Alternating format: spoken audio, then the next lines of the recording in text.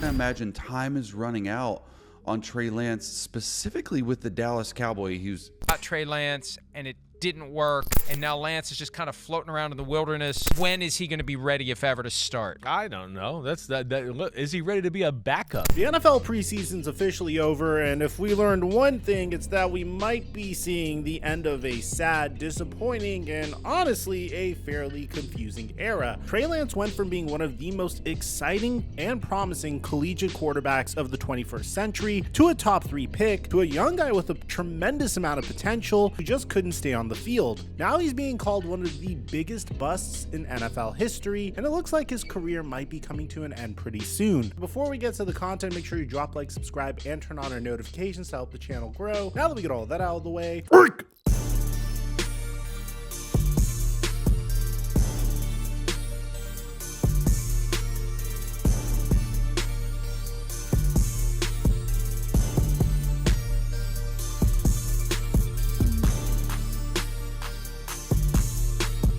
ladies and gentlemen, the wait is finally over. Football season is back, and to celebrate the return of football, we're getting 2 free squares from PrizePicks, meaning you only need to pick one player's stats correctly in order to 3x your money, or if you want to get crazy and pick 2 player stats correctly, you could 5x your money. Now, if you aren't signed up for PrizePicks and you're good at projecting player stats in sports, then I highly recommend you download the app. I even have a promo code for you to get $50 when you make an entry of $5 or more, and that promo code is microphone. Caleb Williams just needs 1 passing yard in his debut for his square to cash. Now, I'll give you my picks for week 1 on my Instagram at @TheFlightMike, where I post my free picks daily. And if you haven't signed up for PrizePicks, I highly recommend it. It's a great way to get some action in these games. And between us, they really aren't good at making lines in the beginning of the season. Use my promo code microphone and get $50 when you make an entry of $5 or more. And thank you, PrizePicks, for the sponsor.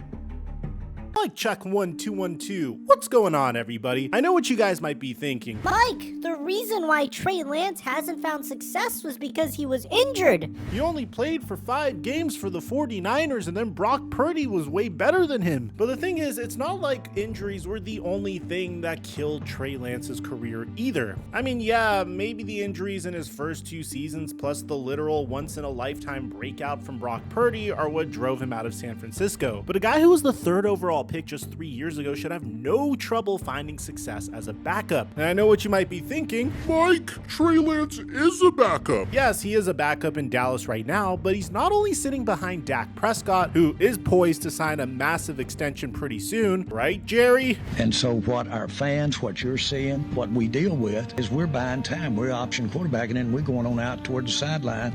We're trying to make our mind up what to do. Does that sound like Mahomes to you a little bit? Okay.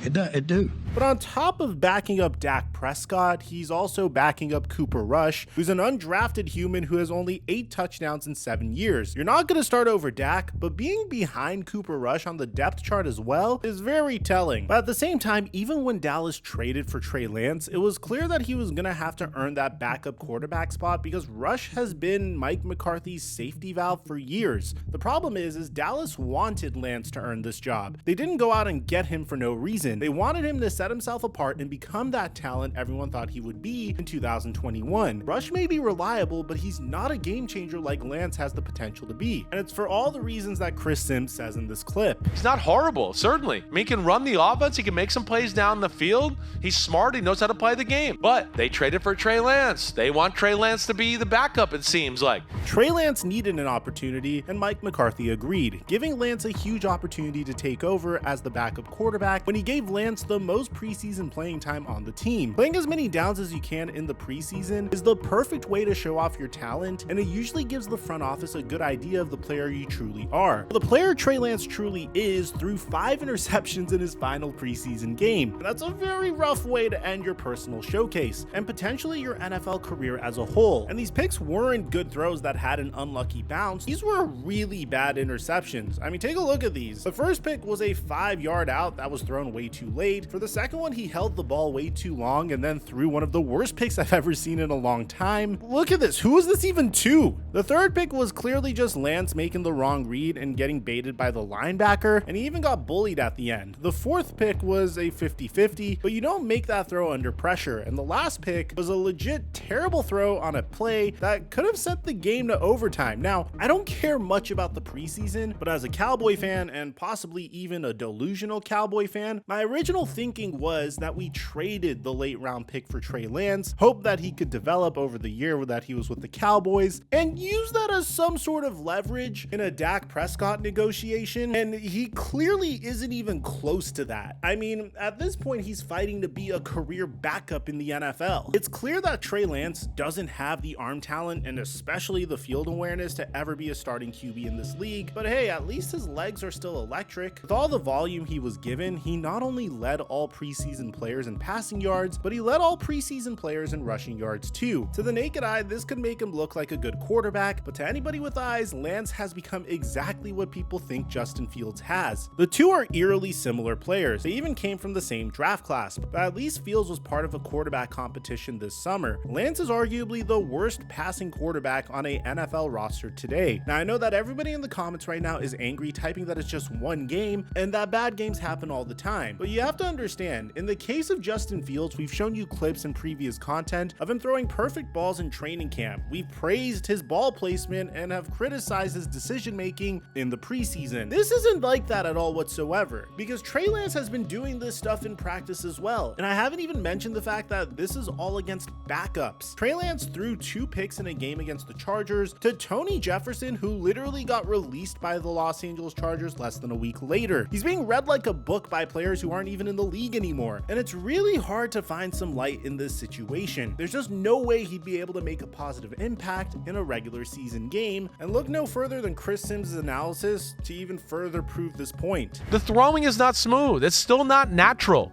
right? Go back, anybody out there. Watch a lot of the throws, but the ball's all over the place, even on completions.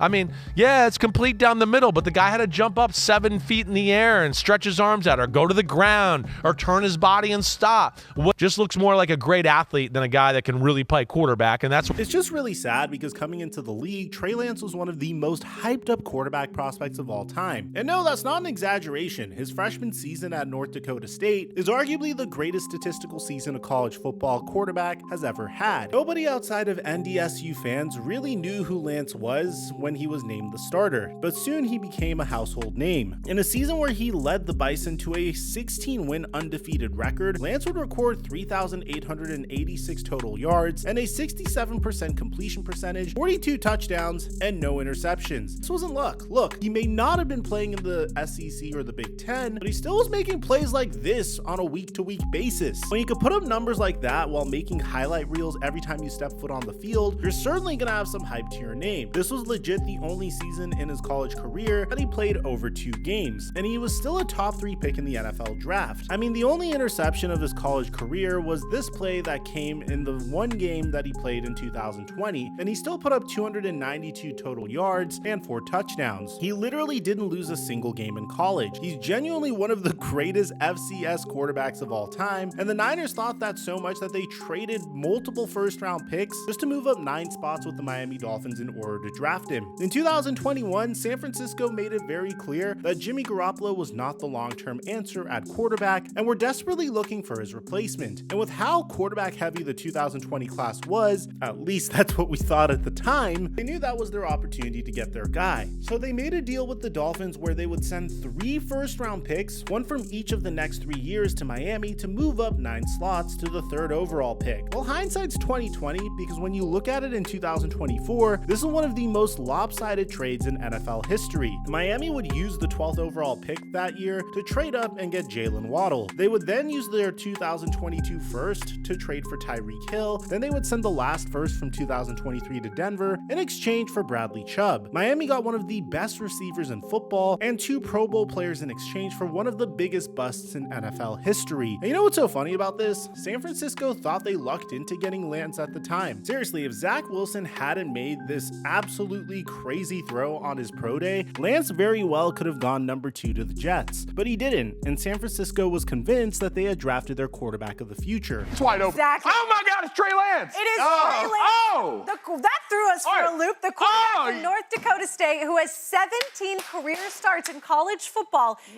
Lance would start only 4 games as a San Francisco 49er before he would suffer a season-ending ankle injury in 2022. The 49ers would then pivot to Jimmy Garoppolo and eventually Brock Purdy, who would emerge as a star, meaning that Lance didn't have a place on this team anymore. He went into 2023 as the 3rd-string quarterback before getting dealt to Dallas for a future 4th-round pick. And even then, the Cowboys didn't play him at all last year. The first in-game action he had as a Cowboy was this preseason, and he didn't show them anything promising. Trey Lance is a free agent after this season. I highly doubt that Dallas will bring him back. There's no place for him in Dallas, and it's genuinely hard to think that he would fit in anywhere. The only possible way I could see his career continuing after this season is if he signs with the Ravens, who are already eyeing Trey Lance this summer. Their backup quarterback situation is probably the worst in the league, and honestly, he could learn a thing or two from Lamar Jackson. Lamar Jackson was the vision that the 49ers had for Trey Lance originally, so maybe if he sits behind Lamar for a little bit, he can then learn what it means to be an actually decent dual-threat QB, instead of just having his legs to rely on. Plus, he could even be the 2nd-string guy there. Who knows? This probably won't happen though, and Trey Lance will most likely be signing a UFL contract next year. It's really a shame because his career in San Francisco was really weird. He was given a great opportunity by the Cowboys to prove that he was still capable of being a good quarterback, and he failed. He had the stats, he had the rushing highlights, but he failed to show any signs of being an accurate quarterback. And that's what you need to be as an NFL quarterback. You can't just get away with relying on your legs to get you through each and every situation, and you could ask that from Justin Fields. You need to be able to read a defense, manipulate a pocket, and make accurate throws, but Trey Lance hasn't been able to do that. The literal only positive he brought to the table in those 3 games were fade routes to Ryan Flournoy. He can't make the big throw when he needs to, he can't run an offense, and it kills me to say this, but his career in the NFL is probably over. I highly doubt he ever sees the field again, which kills me because he had all the potential in the world. Let me know what you guys think about this in the comment section down below. Aside from that, I'm your boy Mike, and I'm dropping our mic